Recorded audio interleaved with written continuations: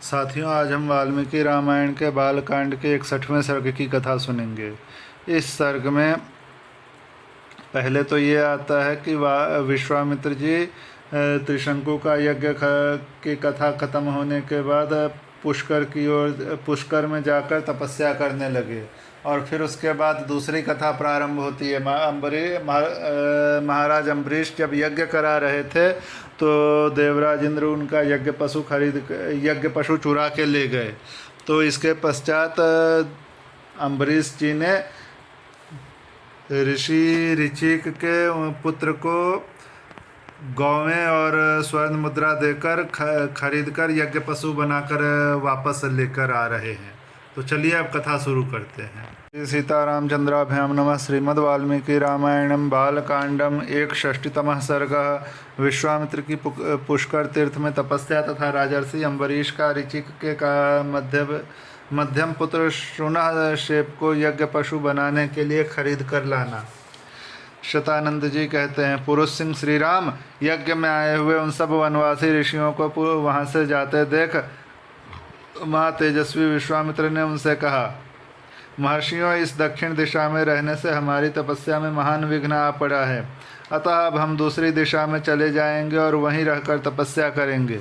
विशाल पश्चिम दिशा में जो महात्मा ब्रह्मा जी के 3 पुष्कर हैं, उन्हीं के पास रहकर हम सुखपूर्वक तपस्या करेंगे, क्योंकि वह तपोवन बहुत ही सुखद है।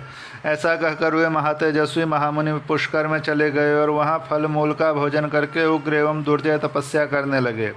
इन्हीं दिनों अयोध्या के महाराज अम्बरीश एक यज्ञ की तैयारी करने लगे।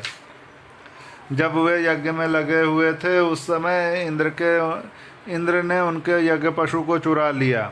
पशु के खो जाने पर पुरोहित जी ने राजा से कहा, राजन, जो पशु यहाँ लाया गया था वह आपकी दुर्नीति के कारण खो गया। नरेश्वर, जो राजा यज्ञ पशु की रक्षा नहीं करता उसे अनेक प्रकार के दोष नष्ट कर डालते हैं।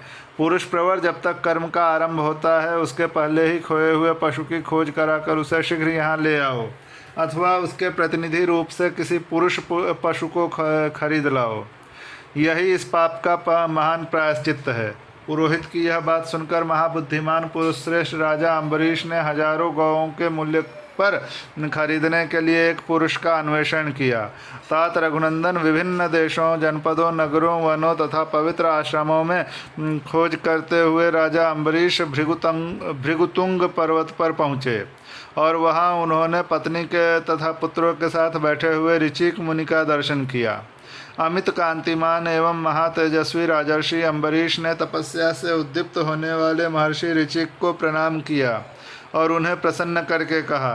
पहले तो उन्होंने ऋचिक मुनि से उनकी सभी वस्तुओं के विषय में कुशल समाचार पूछा।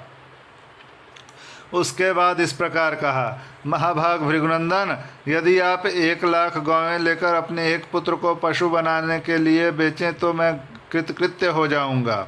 मैं सारे देशों में घूम आया परंतु कहीं भी यज्ञोपयोगी पशु नहीं पा सका। अतः आप उचित मूल्य लेकर यहाँ मुझे अपने एक पुत्र को दे दीजिए। उनके ऐसा कहने पर महातेजस्वी ऋचिक बोले, नरश्रेष्ठ, मैं अपने ज्येष्ठ पुत्र को तो किसी तरह नहीं बेचूंगा।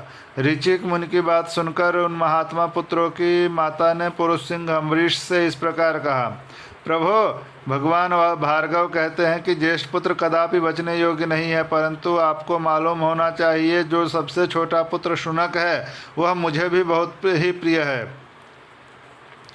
अतः पृथ्वीनाथ, मैं अपना छोटा पुत्र आपको कदापि नहीं दूंगी। नरश्रेष्ठ, प्रायः जेठे पुत्र पिताओं को प्रिय होते हैं और छोटे पुत्र माताओं को, अतः मैं अपने कनिष्ठ पुत्र की अवश्य रक्षा करूंगी। श्री राम मुनि और उनकी पत्नी के ऐसा कहने पर मझले पुत्र शुनशेप ने स्वयं कहा, राजपुत्र, पिता ने ज्येष्ठ को और माता ने कनिष्ठ पुत्र को बेचने के लिए अयोग्य बतलाया है। अतः मैं समझता हूँ इन दोनों की दृष्टि में मझला पुत्र ही बेचने के योग्य है, इसलिए तुम मुझे ही ले चलो। महाबाहु रघुनंदन, ब्रह्मवादी मझले पुत्र के ऐसा कहने पर राजा अम्बरीश बड़े प्रसन्न हुए और 1 करोड़ स्वर्ण मुद्रा, रत्नों के ढेर तथा 1,00,000 गौओं के बदले शुनशेप को लेकर वे घर की ओर चले। महातेजस्वी महायशस्वी राजर्षि अम्बरीश सुनह सेब को रथ पर बिठाकर बड़ी उतावली के साथ तीव्र गति से चले।